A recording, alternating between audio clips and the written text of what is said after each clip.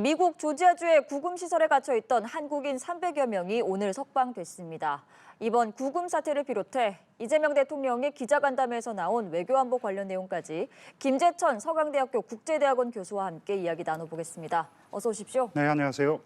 네, 저희가 앞서 뉴스에서도 전해드렸지만 구금됐던 한국인 300여 명이 지금은 버스를 타고 애틀랜타로 이동하고 있는 상황이라고 합니다.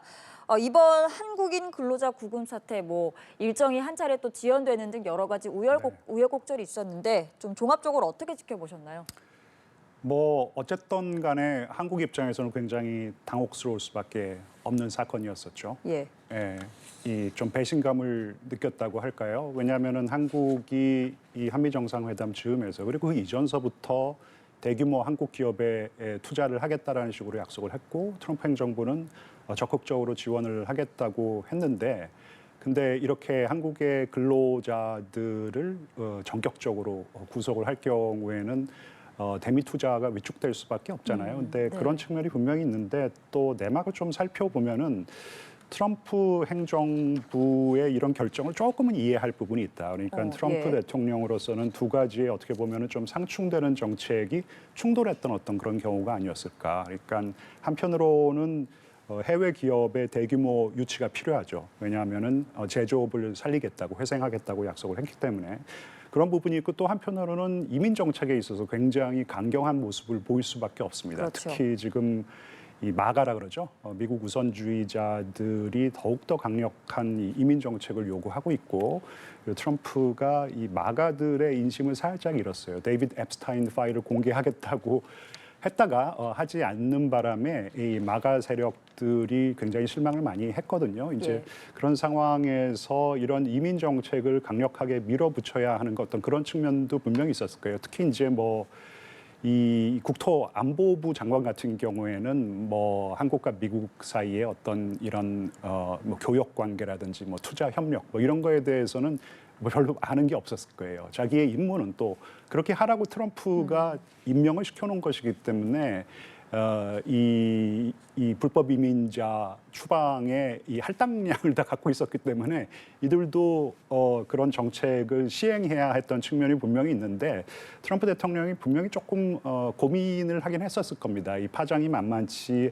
않은 것을 알았지만 그래도 국내 정치적인 어떤 조금 관점에서 이런 정책을 그냥 밀어붙이기로 일단은 결정을 한 것 같은데 지금은 조금은 수습 모드로 돌아간 게 아닌가 그렇게 판단하고 있습니다. 네, 이렇게 당혹스러운 일이었는데 우리나라에서도 사태를 해결하기 위해서 외교부 장차관이 동시에 미국으로 향했습니다. 그러니까 이런 식으로 출장을 간 사례가 흔치는 않은데 이 부분에 대해서는 좀 어떻게 생각하세요? 글쎄요, 이제 총력전을 펼치겠다라는 것인데 이 정권 교체기에 주미대사가 지명은 됐지만 지금 아그레망을 받지 못한 상황이고 그리고 지금 사건이 발생했던 그 조지아주의 이제 애틀랜타 총영사도 공석인 상황이었기 때문에 실제로 대응함에 있어서 뭔가 조금 긴밀함이 좀 떨어졌던 게 아닌가 이제 이런 상황에서 이제는 수습을 해야 되는데 장관 외에 이제 차관까지 파견을 해서 총력전을 펼치겠다 그리고 펼친 것으로 저는 판단하고 있습니다. 네, 이 석방된 근로자들이 수갑 논쟁이라는 게 이번에 또 있었잖아요. 수갑을 결국에는 착용을 하지 않고 평상복 차림으로 풀려났습니다. 근데 이 부분에 대해서 사실 문제가 있어서 일정이 한 차례 늦어진 거다라는 점도 알려지기도 했는데 트럼프 대통령이 평상복으로 이제 나가라 이런 식으로 좀 해결을 했다고 하죠. 그 이유는 뭘까요? 그러니까 아까도 말씀드렸지만 좀 수습 모드로 들어간 것이죠. 왜냐하면은 한국이 만약에 지금 이 투자를 이런 일 때문에 조금 주저하면은 미국에게도 막대한 손해가 발생합니다. 특히 대규모의 마즈가 프로젝트라 그러죠. 한미 사이의 이 조선업 협력 같은 경우에는 미국이 굉장히 필요로 하거든요. 근데 이런 것들이 차질이 발생한다면 트럼프 행정부에서도 결코 좋은 일이 아니기 때문에 일단은 조금 수습 모드로 들어간 것 같습니다. 그러니까 수갑을 채워야 되느냐 풀어야 되느냐 논란이 있었던 것 같은데 풀으라 그래라 그러고 그리고 이랬다라는 거죠. 사실 하루 늦게 지금 그 근로자들이 귀국을 하는 것도 트럼프가 야 이들 어차피 이제 깨끗한 어떤 그런 경력으로 다시 미국으로 돌아올 것이라면 굳이 이들이 왜 지금 미국을 떠나야 되느냐 이제 이런 식으로 조금 일을 진행해 보라고 지시를 했고 이제 그러면서 조금 절차가 늦어진 거죠. 그런데 한국 측에서는 이들 근로자들이 지금 굉장히 필요한 상태이기 때문에 일단 귀국을 하고 조금 쉬었다가 다시 미국으로 가는 게 좋겠다. 이제 이런 식으로 문제가 해결되는 것 같아요. 그래서 다행스럽게 문제가 더 좀 번져가는 어떤 그런 국면을 좀 지나간 게 아닌가 생각합니다. 네, 지금 교수님께서도 당시의 막전막후 상황을 잘 설명을 해주셨는데 또 이 트럼프 대통령의 잔류 제안도 있었다고 알려졌습니다. 네네. 가기 싫은 사람은 돌아가지 않아도 된다. 네네. 이런 제안이 있었다고 하는데 이렇게 숙련된 인력을 일단 남기겠다라는 네네네. 의도로 보입니다. 네. 이 제안의 의미는 좀 또 어떻게 그러니까 생각하세요? 뭐 사실 아까 말씀드렸던 마가 세력이라는 그런 어떤 트럼프의 핵심 지지층은 그냥 뭐 숙련된 근로자들이든 아니면은 그렇지 않은 근로자들이든 외국인들이 미국에 와서 일을 하는 게 싫은 거예요. 일단 반미 이민 정서 때문에 외국인이 미국에 있는 게 좀 싫은 부분도 있고 그리고 이제 이들이 미국인의 일자리를 앗아간다라는 그런 이제 생각도 있는 것이죠. 네. 근데 트럼프 대통령이 잘 알고 있는 것이에요. 뭐 배터리 공장만 하더라도 이거 돌리려면 한국에서 숙련된 근로자들이 와가지고 이제 그런 숙련된 근로자들이 지식이 있고 경험이 있고 노하우가 있는 사람들이 와가지고 일단 공장을 돌려야 될 거 아니에요, 그죠? 그리고 나서 뭐 미국인을 뭐 고용해서 훈련시킨다든지 이런 절차가 있는 것이기 때문에 아까도 말씀드렸지만 그들은 사실 뭐 좋은 이유로 여기에 와 있는 것이고 미국에 도움이 될 인력들이기 때문에 어차피 돌아올 것이라면은 이들이 그냥 잔류하는 것도 좋은 방법일 것 같다라는 생각을 갖다 피력을 한 것이죠. 그러니까 트럼프도 이번 사건 때문에 한미 관계에 악영향이 발생하는 것을 원하지 않고 있다고 생각합니다. 네, 또 이번 사태를 계기로 비자 문제에 대한 논의도 조금 나오고 있는 상황입니다. 새로운 비자 형태를 만들기 위해서 한미 간에 좀 협의를 하겠다라는 내용도 전해졌는데 교수님께서 보시기에는 이번에 좀 비자 문제 좀 심각한 건지 좀 저는 보완이 좀 필요하다고 그게 보시는지. 보완이 일찌감치 필요했었던 것이죠. 예. 왜냐하면은 조금 전에도 말씀을 드렸지만 반이민 정서 때문에 그러니까 이 외국인들이 미국에 가가지고 뭐 조금 중장기적으로 일을 할 수 있는 그게 H-1B 비자일 겁니다. 이 비자, H-1B 비자요. 예, 이 비자의 일단 할당량이 이제 프리즈, 그러니까 동결돼 있는 상황이고 그리고 신청을 하더라도 기간이 너무 오래 걸리고 심사 기간이 그리고 탈락률도 이제 높다고 하는 것이죠. 그러니까 이런 상황에서 한국에서는 일단 근로자를 파견해가지고 거기서 일을 해야 되는데 조금 편법을 썼던 건 사실이에요. 이제 B1 비자라고 이제 출장 비자 그리고 뭐 제가 이번에 미국을 갔다 왔는데 이스타 비자라는 게 있거든요. 예. 전자 뭐 여행 비자라고 할까요? 단기간에 이제 뭐 세미나 참석하고 뭐 여행하고 이제 이런 용도의 비자를 받아가지고 거기 가가지고 그 일을 한 것이에요. 그러니까 뭐 엄격하게 말하면은 미국의 법률에 따르면은 불법을 한 것은 사실이죠. 그런 어떤 단초로 제공한 것은 분명하지만 한국 기업 입장에서는 분명히 궁여지책일 수밖에 없는 것이고 공장을 돌려야 되는데 사람은 필요하고 그러니까 약간 이제 편법으로 근로를 했던 것인데 이제 이런 문제를 해결해야 된다라는 것은 양측에서 지금 입장이 같은 것으로 생각했다 합니다. 그래서 뭐 하나의 방법은 이 B1 비자의 어떤 조금 영역을 좀 넓혀가지고 출장 비자지만은 가가지고 일을 할 수 있는 방법이 있는데 하나는 그냥 다른 트랙을 하나 만드는 것이에요. 지금 제가 막 뉴스를 보고 왔는데 E4인가 해가지고 그러니까 한국의 숙련된 근로자들이 정말 중장기적으로 일을 할 수 있게끔 하는 그걸 허락하는 그런 비자 트랙을 하나 새로 만들겠다. 신설할 수 있다. 네네 그렇게 하는 쪽으로 의견 합치를 보고 그리고 그런 법안을 뭐 추진하겠다 했는데 사실 뭐 트럼프 행정부에서는 뭐 의회에서의 뭐 법안도 사실 별 필요 없는 것 같고 그냥 행정명령 하나로 그냥 좀 해결할 수 있지 않을까. 그래서 비자 문제가 해결된다면 이제 이런 문제가 발생하지 않을 것이고 나름대로 순조롭게 한국 기업의 대미 투자가 뭐 진행될 수는 있지만 아까도 말씀드렸지만 이 반이민 정서가 언제 또 불거져 나와가지고 걸림돌로 작용할 수 있을지 좀 걱정되는 부분은 여전히 있습니다.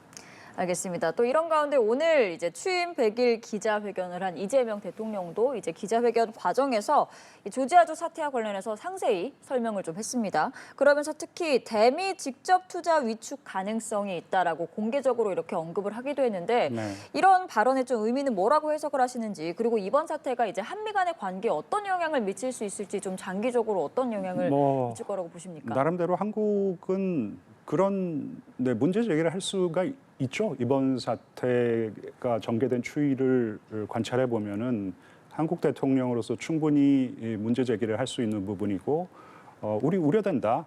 한미 간에 정말 지난 정상회담을 계기로 우리는 투자하기로 했고 그리고 미국은 이를 위해서 또 많은 노력을 기울이겠다고 했는데 이제 이런 엄청난 사태가 발생을 했으니까 사실 한미 관계에 악영향을 끼칠 수밖에 이유가 어쨌든 간에 한미 관계에 악영향을 끼칠 수 없는 대형 악재가 터졌기 때문에 그리고 이제 한국 입장에서는 사실 조금 억울한 부분이 있잖아요. 그렇기 때문에 이게 이제 대미 투자를 이제 조금 원활하게 진행하기가 조금 어려운 부분이 발생할 수 있다는 어떤 우려를 충분히 제기할 수 있고 그런 거는 나름대로 이제 미국에게도 조금 나름대로 이제 조금 압박으로 작용할 수 있으니까 할 얘기를 하셨다고 생각합니다. 네. 그리고 또 이번 사태 관련해서 국내 여론 동향뿐만 아니라 뭐 미국 내에서도 조금 부정적인 반응들도 나오고 있는 걸로 전해지고 있는 상황인데 뭐 이런 사태의 재발을 방지하기 위해서 좀 앞으로 남아 있는 과제 또 뭐가 있을까요? 그러니까 뭘 큰 합의를 이뤘지만 한미 사이에 근데 이제 내용을 구석구석 좀 살펴보면은 아직도 조금 이 휘발성이 있는 이슈들이 굉장히 많구나. 예. 이런 어떻게 보면은 이런 일이 터질 거라고는 뭐 아는 사람들은 알았지만 일반 국민들 그리고 전문가인 저조차도 전혀 예상을 하지 못하고 있었기 때문에 조금 이 왜 악마는 디테일에 있다고 하지 않습니까? 예. 그래서 이번에 한미 관세 협상을 잘 마무리를 했지만 지금 가장 문제가 되는 것은 한국이 이 미국에 투자하기로 한 3,500억 달러 이걸 어떻게 설계하느냐를 놓고 지금 한미 사이에 이견이 커요. 그렇죠. 그러니까 일본은 기본적으로 그냥 현금을 갖다가 거의 미국에게 주는 식으로 하고 있고 이 대부분을 트럼프가 지정하는 어떤 그런 항목에 투여가 되는 것이고 이게 90%를 이 미국이 환수해가는 것으로 이렇게 대충 결론이 났는데 한국도 똑같은 이 어떤 그런 투자 방식을 요구하는 것 같은데 한국은 그러기가 조금 어려운 부분이 굉장히 많습니다. 이제 이런 부분도 계속해서 긴밀히 논의를 해야 되고 그리고 뭐 여전히 미국은 이 한국의 축산물, 그러니까 농축산물 시장이죠. 개방을 더 요구하고 있고 그리고 디지털 플랫폼 법안 같은 경우에는 지금 미국의 빅테크죠. 그러니까 뭐 메타라든지 구글, 뭐 아마존 등등이 지금 뭐 벌떼처럼 달려들어가지고 로비 활동을 피고 있기 때문에 뭐 국회의원들도 그렇고 행정부도 굉장히 압력을 받고 있는 상황이기 때문에 한국의 디지털 온라인 플랫폼 법안 개정을 계속해서 요구를 할 수 있을 것 같아요. 그래서 이런 부분은 어떻게 이제 좀 잘 긴밀한 협의를 통해서 문제 해결을 할 수 있을지 뭐 숙제는 여전히 너무나 많이 남아 있습니다. 알겠습니다. 이번에는 주제를 조금 바꿔보겠습니다. 오늘 이제 국회정보위원회가 있었는데 이제 이 내용이 좀 알려졌습니다. 국정원이 북한이 김정은 국무위원장의 딸 주혜에게 해외 경험을 쌓도록 하면서 유력 후계자로서의 입지를 다진 측면이 있다. 전승절에 이번에 김주혜가 동행했던 부분에 대해서 이렇게 국정원의 평가가 있었다라고 알려졌는데 그동안 계속해서 후계자설이 나왔는데 여러 가지 이견이 있었지만 국정원은 어쨌든 후계자설이 맞다 이렇게 좀 확정을 지었다 네. 이렇게 볼 수 있을까요? 글쎄 뭐 제가 이제 북한 전문가가 아니어서 조금은 조심스러운데 네. 일단 국정원의 분석을 믿는 것이 좀 맞을 것 같아요. 국정원이 그래도 가장 고급 정보를 가지고 내린 판단이라면은 김주혜 후계 쪽으로 좀 굳어지는 게 아닌가 싶은데, 근데 뭐 또 최근에는 그 박지원 전 국정원장이시죠? 이분이 어디 방송에 나가서 하시는 말씀을 이제 동영상에 돌아다니는데 들어보니까 아니다. 지금 이 김정은의 아들이 있고 이 아들은 어딘가 지금 유학을 하고 있고 그가 돌아올 때까지 김주혜는 일종의 뭐라 그래야 될까요? 이제 카바다. 뭐 이제 이런 말씀을 하셔서, 그러니까 일단 저는 김정은이 너무 젊어요 아직. 뭐 건강이 그렇게 썩 좋아 보이지는 않지만 뭐 엄청난 의사들이 둘러싸고 있을 것 같고 하기 때문에 아직까지 뭐 후계 구도는 염두에 두고 있지만 정말 뭐 후배가 뭐 임박한 것도 아니기 때문에 조금은 뭐 더 생각을 하고 있는 게 아닐까? 저는 뭐 좀 그렇게 추정하고 있습니다. 추정의 영역입니다.